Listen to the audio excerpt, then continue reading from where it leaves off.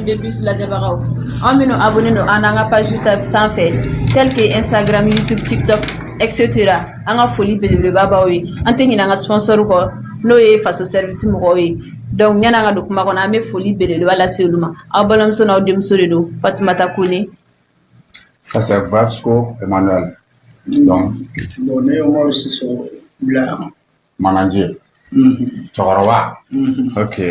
Donc aw bɛɛ ɲɛ b'a la cogo min na n'an ka ŋana dɔ bɛ ɲɔgɔn bolo u b'a fɔ ale ma ou bien i bɛ se ka bɔ k'i yɛrɛ ni position fɔ mɔgɔw ye. I tɔgɔ ni jamu ani i bɛ âge min na ɲina. Ne tɔgɔ Isa M Danbele. Han? Isa M Danbele. Isa M Danbele. IMD. IMD. IMD belebeleba. Ok, il n'y a pas de problème. Isa M Danbele. Donc, Isa M Danbele, an bɛ se ka dɔ i bɛ âge mun na ɲinɛ i san joli ye? San mugan. Donc, i sigiyɔrɔ bɛnnen bɛ fan jumɛn ni fan jumɛn ma? Sigiyɔrɔ bɛnnen bɛ Bilela. Ok, il n'y a pas de problème. Donc, IMD. IMD. An bɛ fɛ ka dɔn i ka IMD yɛrɛ sɔrɔla cogo di? Ne ka IMD sɔrɔla cogo min na. Komi a yɛrɛ Isa M Danbele, Isa Mamadu Danbele wa. IMD. I veut dire Isa M D Danbele. Ok, o diyara n ye. E donna musique la cogo di IMD? Ko jama b'a kɔnɔ ne donna musique la a diyara n ye trop musique mun ka di n ye ma depuis fitinin n bɛ n kɔrɔkɛw yaala fɛnw ma n y'a kanu fɛ ka dɔ la fo n ka dɔnkilidalaba ye. Donc e kɔrɔla ka sɔrɔ dɔnkilidala dɔ de b'aw fɛ yen wa ou bien e ye musique kanu ka don a la ou bien e ye dɔ yɛrɛ de kanu dɔnkilidala dɔ kanu ka don a la? Wa ne ye dɔnkilidala dɔ de kanu ka don a la. I b'a fɔ John san? Erosity. Erosity.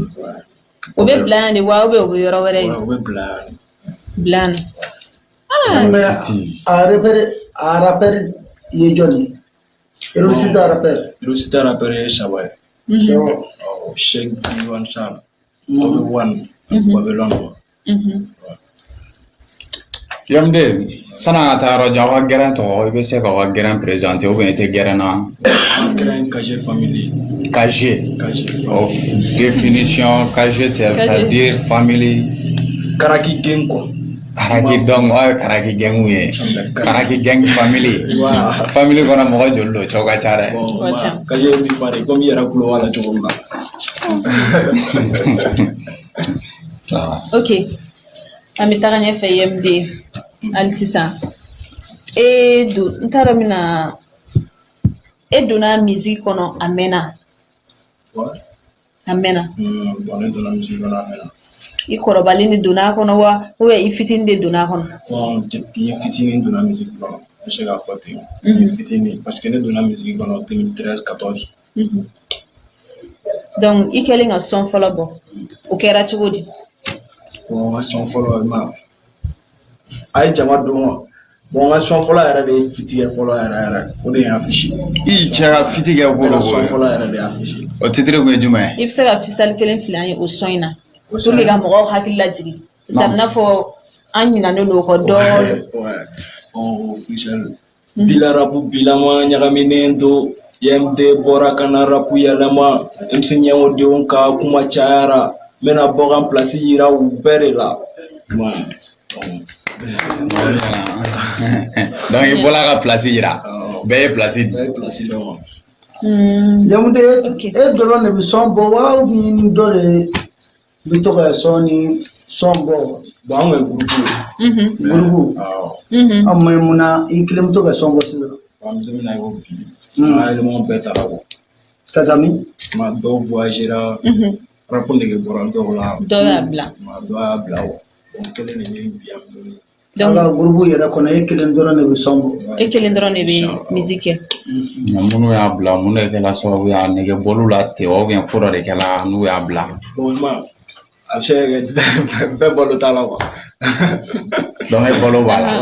Ok. E yɛrɛ ɲɛ b'a la k'e bɛ se ka kini don a la. Ayiwa I b'i ka inspiration ninnu bɔ yɔrɔ jumɛn de la? An ka SP kɔni a bɛ caman cogo bɛɛ la. I b'a fɔ togo sugu jumɛn? Ala an dalen an bɛ SP. Ala n'an bɛ bɔgɛ la.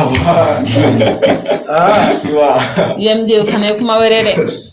A bɛ jigin cogo bɛɛ la.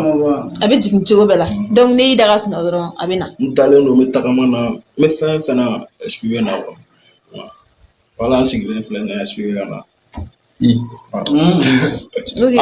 ala travaye ke ne SP bɛ ka na an ka cɛ ala se ka ko dɔ jira mɔgɔw la dɔrɔn.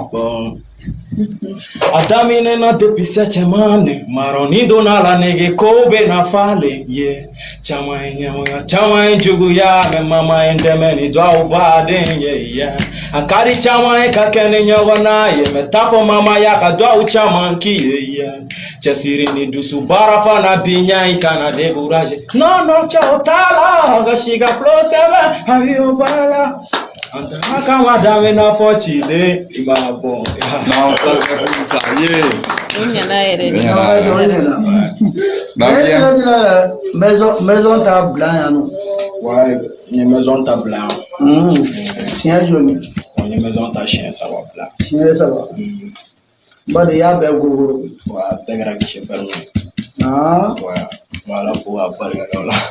Guichet fermé ne bɛ fɛ k'a dɔn comme caman b'a fɔ guichet fermé bila maison de jeune kɔnɔna na personnalité bɛ bɛn mɔgɔ joli ma mun bɛ se ka fɔ ko guichet fermé maximum.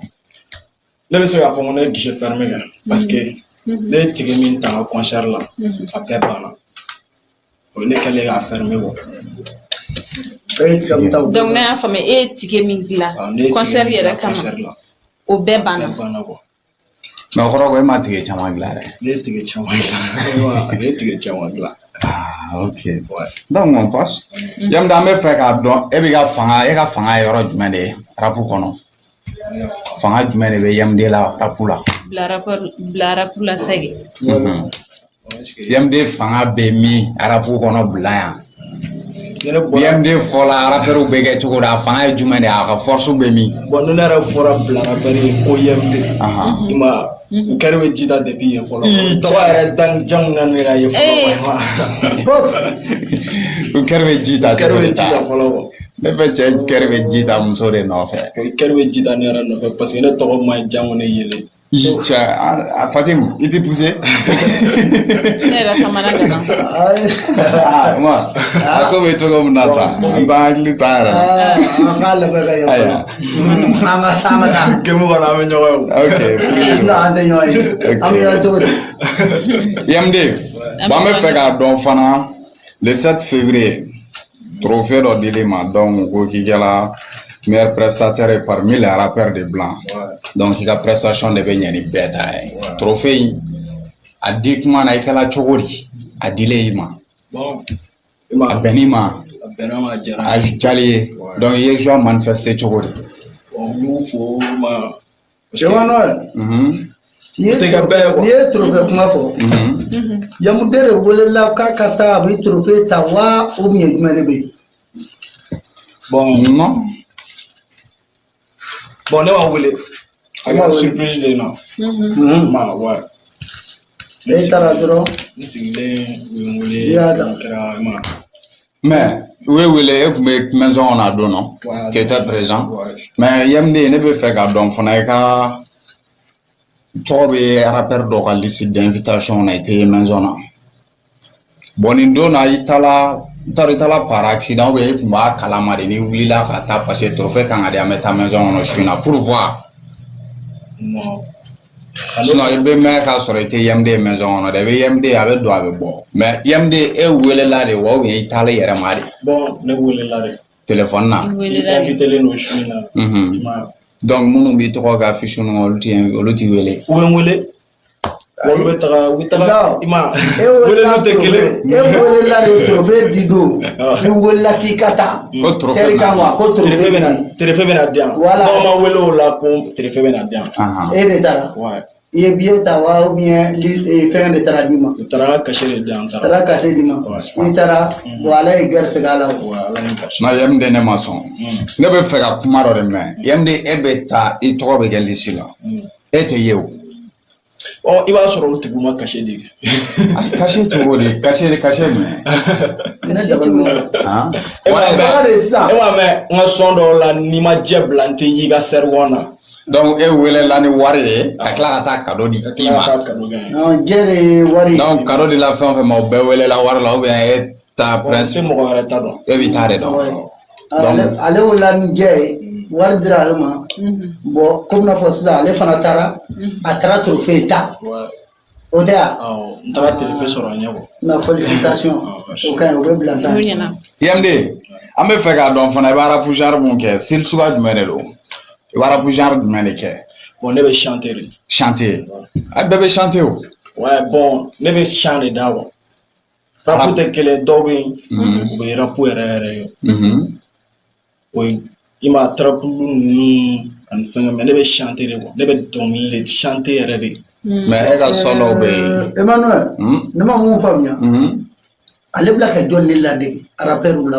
bila mun na ou bien Mali kɔnɔ ou bien yɔrɔ wɛrɛ kɔnɔ n'a fɔ ne ka idole voilà ne ka idole ye ne yɛrɛ de i yɛrɛ i y'a bɔ i yɛrɛ kun la k'a bila wa e ɲɛ tɛ mɔgɔ si la cɛ si ta tɛ kelen diɲɛ bɛɛ n bɛ dɔnkili qualité min da cɛ tɛ se k'a ɲɔgɔnna da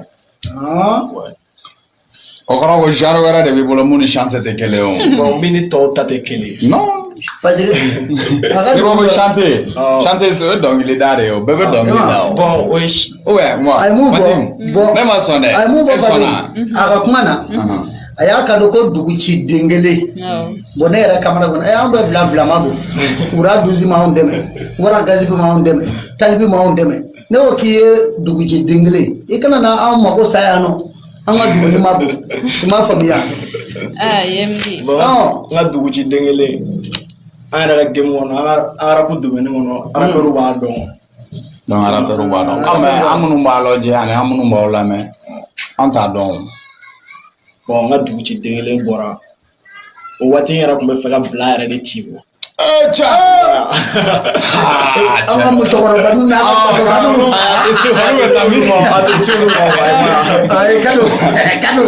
kana bila ci bɔ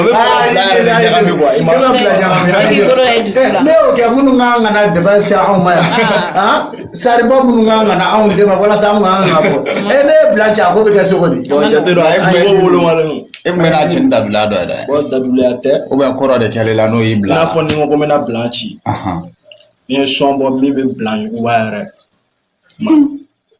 o ye bila bɛɛ ma dugutigi den kelen bɛɛ y'a santi bila kɔnɔ yan k'a ye ko dɔ kɛ ayi sɔn in mɛnna ok hali kungo kɔnɔna na i b'a sɔrɔ denmisɛnninw bɛ dɔgɔ ɲini na u bila ka sɔn lamɛn ko dugu ci den kelen o ye commando ye o ye commando ye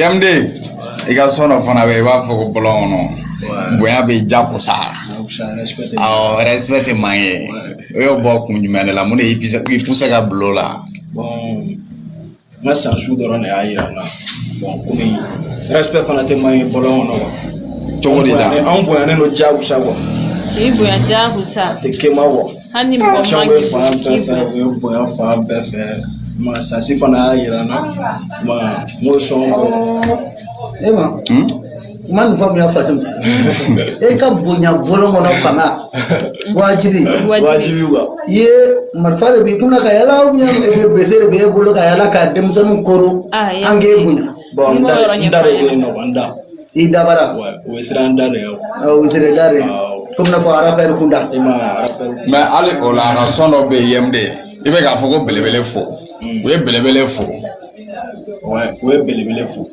i ma n ka belebele fo mais ne tɛ fɛ ka belebele ye jɔn de y'i dɛmɛ o sɔnna ou bien ni jɔn ye o kuma o bon n yɛrɛ de ye belebele e yɛrɛ de ye belebele jɔn de y'e fo bon rappeur ye n fo bila rappeur donc n'i y'a faamuya ni e bɔra dɔrɔn bɛɛ bɛ Alaji rappeur champion do fo b'a tɛ yen yemde kan ka fo la rappeur champion ok donc yemde gɛlɛya jumɛn de bɛ kan pour le moment musique kɔnɔna na bila rap kɔnɔna na gɛlɛya jumɛn ni jumɛn de bɛ kan sisan bon an bɛ wagati min na n bɛ Ala fo k'a barikada parce que wagati dɔw tun bɛ yen n bɛ son bɔ wari ɲini a dɛsɛ mais alhamdulilayi bi olu bɛɛ nɔgɔyala dɔɔnin son tɛ kale n bolo sisan n kan ka projet fɛn fɛn kɛ a tɛ kale quoi.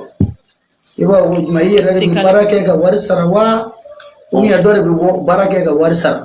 O famaw de bɛ n bolo. Famaw b'i bolo. Ok, an b'an profiter k'i ɲininka question dɔ la YMD. E ka manager yɛrɛ ye jɔn de ye bila yan nɔ? O ne ka manager o ye Dara Sefa de ye. Dara Sefa. Sefa in yɛrɛ ye jumɛn de ye? Sefa ye wari di. O ye taxi sanfɛ Sefa. Donc n'i ye Dara ye dɔrɔn Sefa t'a kunna dɛ n'i y'ale dɔrɔn i ye wari de ye. Tiɲɛ. O ne bɛ Dara Sefa. O ka bi changer len de ye. Bon ne kɔni ne ma se ka ma. Fadu Dara Sefa ye jɔn ye? A bɛ mun baara kɛ? Bon Dara Sefa ekɔliden don. Ekɔliden. Non YMD o tɛ se ka kɛ o. Ne bɛ sɔn cogo di? Bon ale dara k'a sɔrɔ yen. Ale dara k'a sɔrɔ. A fɔ ko ale y'a sɔrɔ mɔni sumalen don. A fɔ ayi mɔni ma suma dɛ a y'a sɔrɔ nɔnɔ. An ka mɔni b'a kala ale sini. D'accord. E bɛ sɔn o jɔn fɛ yen? Bon Bila. Bila n kun ye sɔnbɔ daminɛ Bilaba de fɛ yen. Sisan I bɛ sɔn o jɔn fɛ yen? donna ko la n b'a bɔ Segu sisan. Fo Segu. Fardo fɛ. Fardo.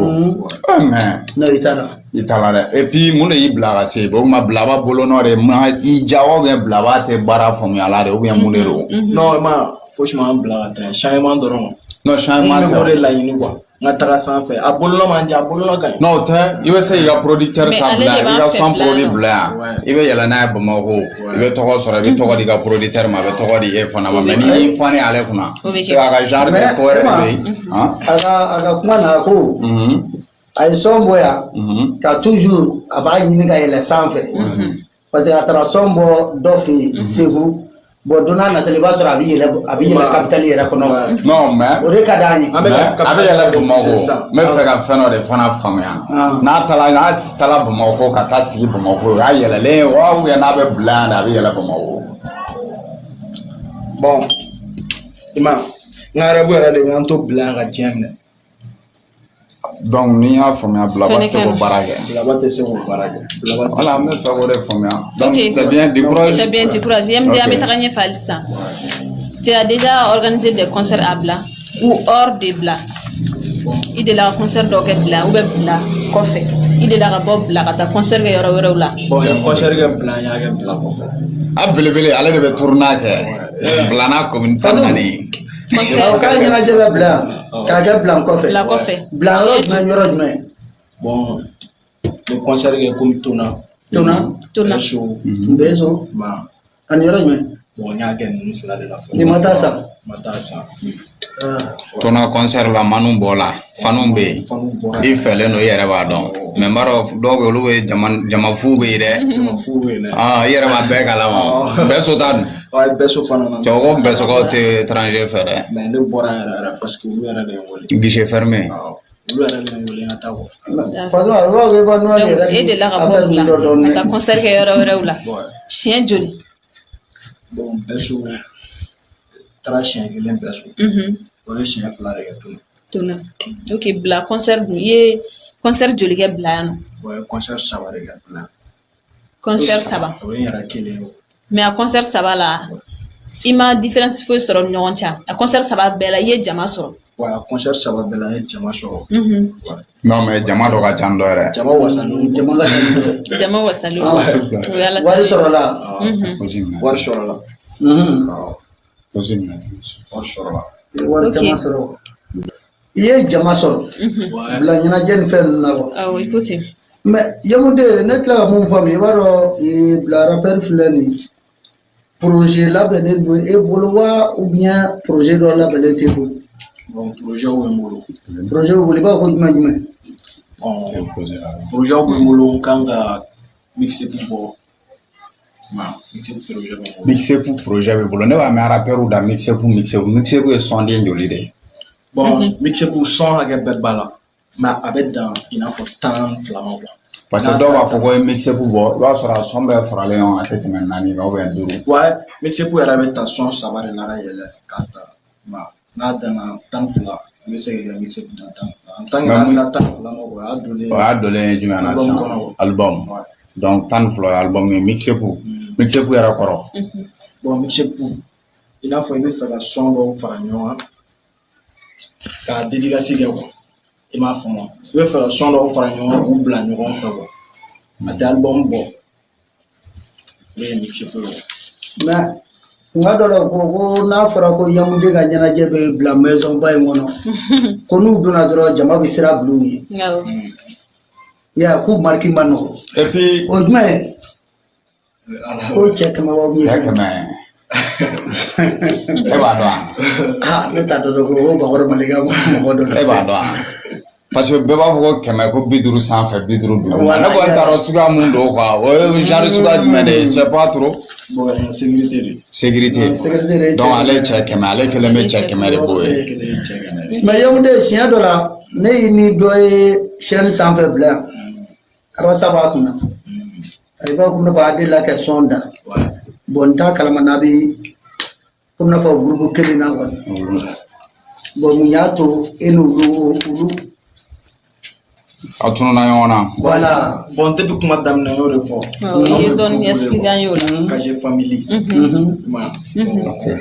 Yamounde an y'o fo yɔrɔni faamuya donc an bɛ taga ɲɛfɛ hali bilen taalan min bɛ e yɛrɛ la est ce que e ni rappeur dɔ delila ka son bɔ ɲɔgɔn fɛ bila ou bien i ni dugu wɛrɛ rappeur delila ka son bɔ bon ni Bilama bɛ son bɔ so joli ma rappeur Bilama featuring Bilama fɛ awɔ tɛ tɛmɛ 2 kan wa mais hors de bila i ma deli ka featuring kɛ mɔgɔ si fɛ fɔlɔ mɔgɔ fila jɔnjɔn Yamounde bon i m'a ne ye featuring minnu kɛ quoi a bɛ n'a fɔ rappeur bɛ ta ka fara ɲɔgɔn kan de an ka son bɔ a kɛra i m'a fɔ studio fasada quoi ok Yamounde i ka son dɔ bɛ yen ko 20 ni 20 tɛ ɔ jugu Togogana 2 ani jumɛn tuguni a tɔ fara kan ba a tɛ ɔ jugu 20 ni 20 a tɛ ɔ jugu Togogana 2 kuma ye 20 ni 20 ci tɛ yen Togogana 2 o sa y'o ni fari i kɔnɔ kɛ gi donc i kɔnɔ kɛ gi 20 ni 20 o ye mun de ye bon 20 ni 20 2020 de a tɛ jɔ a tɛ jɔ quoi Togogana 2 jira mɔgɔ la a ma jɔ fana quoi Togogana 2 Togo o ye kala tɛ jɔ jumɛn de tɛ rapport le tɛ ne ma mɛn a tɛ jɔ 20 ni 20 a tɛ ɔ jugu quoi Togogana 2 2021 an bɛ kabako da Togogana fila ye joli i m'a fɔ ma Togogana fila ye joli joli e b'o dɔn dɛ wari de don a a ko Togogana joli wari de don a ne ta suguya dɔn ko Togogana 2 Togo na Ghetto kɔnɔ kan don a mɛ b'a wala kɛ an tɛ ghetto kɔnɔ o de ye 20 ye i m'a fɔ ma Togogana fila Togogana 2 o de ye 20 ye Yamounde o ye 40 o tɛ jɔ non c'est bien a kana jɔ dɛ n'a jɔla a damanda la mais a b'o son production kɛla mun bon production kɛra Bilaba fɛ yen son 2 de don fɔlɔ bɛ yen 2nan bɛ yen a 2 bɛ kɛla Bilaba fɛ yen cɛ in ka fa kɛmɛ ka se ka bila awɔ a bɛ rappeur kan ka féliciter yɛrɛ de parce que grâce à ale rappeur cayala bila yan caman bɛ ka son bɔ ale ni Wiz Game donc hali sisan an ka dugawu k'u ye Ala ka nɔgɔya d'aw ma don n'a nata la Sidiki Jabate ni Bala b'a de bɛɛ bɛ na an m'an profiter n bɛ fɛ k'i ɲininka question dɔ la bila rap kɔnɔ e ma difficulté foyi sɔrɔ a kɔnɔ i ka musique daminɛ kuma ni sisan cɛ bon n bɛ sɛgɛn sɔrɔ n sɛgɛnna dɔɔni i m'a ouais parce que waati dɔ la an kun bɛ taga concert kɛyɔrɔw ni fɛngɛ yɔrɔ la n tɔgɔ kun tɛ don fɛngɛ la rapu daminɛ arabe ko kalama n'i m'a affiché ka ɲɛ i ka ko bɛ gɛlɛya dɔɔni yanni ka presse a bɛ gɛlɛya dɔɔni kuma caman b'a la quoi i m'a faamu i bɛ taga son bɔ ni financière tɛ yen a bɛ gɛlɛya dɔɔni o fana ye tiɲɛ f'i ka boli boli caman na o fana ye tiɲɛ mais i parents fan fɛ i ma difficulté foyi sɔrɔ a la aw ka du kɔnɔna na wa ka di ne parents bɛɛ ne ka kɛ dɔnkilidala donc ɲɛ bɛ k'avenir la ok c'est bien on les encourage o ka ɲi donc Yamounde an bɛ fɛ ka don yɔrɔ min na sisan an bɛ fɛ ka question laban poser kunna k'i labila komi an mɛnna ɲɔgɔn bolo dɔɔni i y'a faamuya donc e kɛlen k'an ka invitation sara a kɛl'i bolo cogo di a diyara n ye trop nin ye ɲɛtaga de ok donc i bɛ se ka projet jumɛn yɛrɛ de bɛ e bolo ka o fɛn bila rap kɔnɔna na projet min bɛ n bolo k'a kɛ bila rap kɔnɔna na don n'a nataw la i ma n bɛ fɛ ka labɛnni yɛrɛ de sigi bila o de ka di ne ye labɛnni ka denmisɛnninw layɛlɛ i ma minnu ma bɔ fɔlɔ k'olu layɛlɛ quoi. Cɛ ni ko i b'o bɛɛ labɔ ne yɛrɛ bɛ rappeur mun na bila est ce que a man ca ni fɛn ye a man gɛlɛn mais talantiw de bɛ tɔmɔ tɔmɔ ka bɔ fɔlɔ mais est ce que o la o t'a fɔ k'i ye wolomali kɛ bon n'i tɛ fɛ wolomali ka kɛ i bɛ baara de kɛ donc e bɛ ka baara de kɛ ok YMD an bɛ taga ɲɛfɛ komi an bɛ ka sanga baro kuncɛyɔrɔ la an tɛ ɲinɛ o kɔ quels sont tes conseils pour les autres rappeurs de blanc qui n'ont pas été invités sur le plateau BMB Bus? Fatim, n'a pas trop qu'on a un taf. Oh, conseil jumɛn de bɛ bolo ka di bila rappeur tɔw ma minnu ma invité BMB Bus plateau sanfɛ fɔlɔ sɔrɔ yan fɔlɔ cɛsiri de u k'u cɛsiri mais aw kana ɲinɛ an ka sponsor kɔ dɛ faso kanu ou bien faso service ok voilà sɔnna d'accord YMD quels sont tes projets dans les jours à venir projet jumɛn yɛrɛ de b'e bolo tagalen ɲɛfɛ quoi tagalen ɲɛfɛ projet ka ca trop projet si n'an ko k'an bɛna fɔ ni dabila a tɛ ban bilen mais i bɛ se ka damadamani fɔ an ɲɛna min b'i yɛrɛ ni kan i kan ka fɛn min kɛ an ka fɛn min yɛrɛ kɛ bon dans les jours à venir e bɛ fɛ ka kɛ mun de e bɛ fɛ ka kɛ jɔn de bon ne yɛrɛ de bɛ fɛ ka kɛ dɔnkilidalaba dɔnkilidalaba i m'a faamu Mali dɔrɔn tɛ quoi donc n'i y'a faamu i bɛ fɛ ka kɛ jɔn ɲɔgɔnna ye bon n bɛ fɛ ka kɛ international yɛrɛ de ye ayi Mali dɔnkilidalaba jumɛn ɲɔgɔnna ye n ka idole yɛrɛ de ye ayi idole ko tɛ o i b'a sɔrɔ san dɔ de bɛ yen Mali kɔnɔ n'i y'a fɔ diɲɛ fantan ni naani o naani u b'a fɔ ko je connais celui-là Mali kɔnɔ o bɛ yan i bɛ fɛ ka kɛ jɔn de ɲɔgɔnna ye o la ou bien o tɛ Mali la yan Darkeb non fallait dire Salfo Keita ou bien Moussa Mare a bɛ n'o ka bɛna fɔ ko ni ne y'a faamuya Siriki Jabate ou bien Wara Gazibi a ye yɔrɔnin dɔ fɔ ne tun b'a sɔn n bɛ fɛ ka gɛn ka jɔ a la quoi ko idole t'ale la a bɛ ka dɔnkili mun da Darkeb ka idole a ka idole ye Darkeb ye Darkeb fan de don wa k'e bɛ fan de sa cɛ sɔn ale yɛrɛ bɛ sɔn bɛɛ firi ma a b'a dɔn i bɛ Bomari de ka musique la ok bon i b'a Mali rappeur bɛɛ ka di d'accord merci YMD nin diyara n ye i nana an ka wele lamɛn nin wagati na BMB Bus plateau sanfɛ a diyara n ye a bonyana an ma donc an ka foli belebeleba b'i yɛrɛ ye an tɛ ɲinɛ an ka sponsor officiel kɔ n'o ye faso service ye an bɛ foli belebele ta ka ci u ma olu ye tɛ sɛgɛn o tɛ ɲinɛ